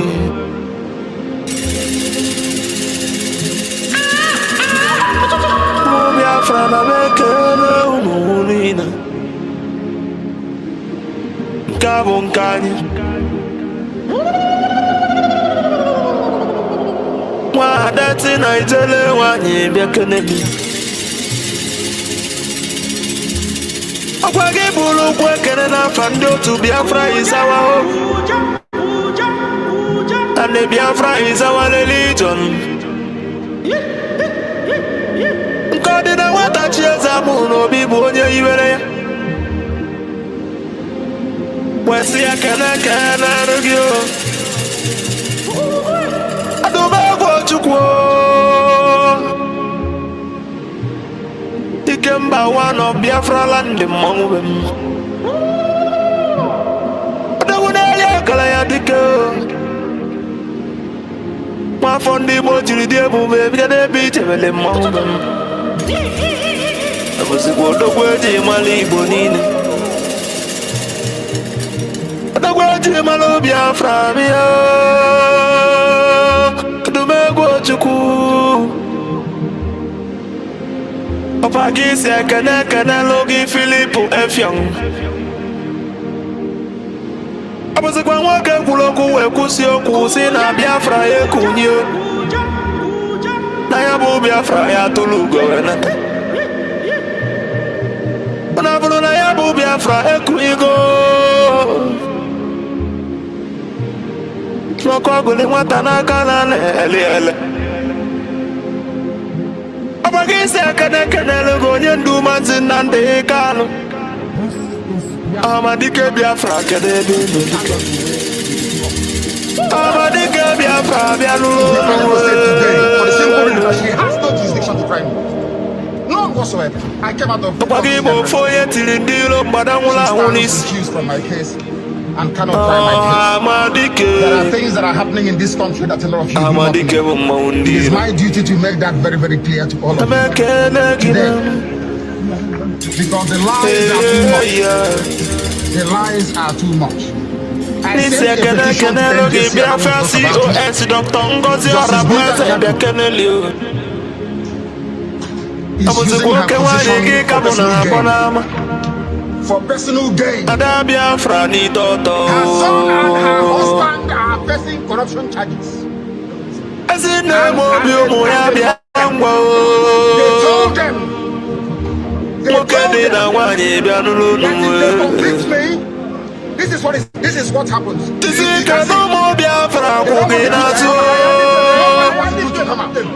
Nobody wants to do it. That's the problem. They sent her to my case. So the Biafran government they know na exile cabinet me no no ano ekene unu jisinu ikene na tukuna ndana ya agba unu ube baka no yesu lo bi aya toka imaluge nu yi jisinu ikene Kanelo Mondi Biafra Revelation Army Umuchuku. The agents of Biafra land the great oracles of Biafra Nananunu. Anueke Nunama Nanunu Jisi Canon. To go about home. Oh, to win. I say, can the Prime Minister H.E. Mazi Simon Weber? I was equal to be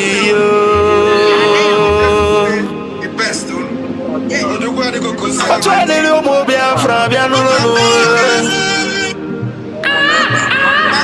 I don't got to tembe with name. You man, I just show you, you will not see.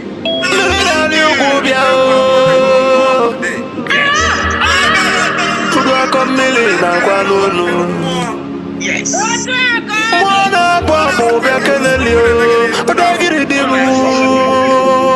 All the guys spend their son too. I said, for the below, Mabalena kosa de malaya.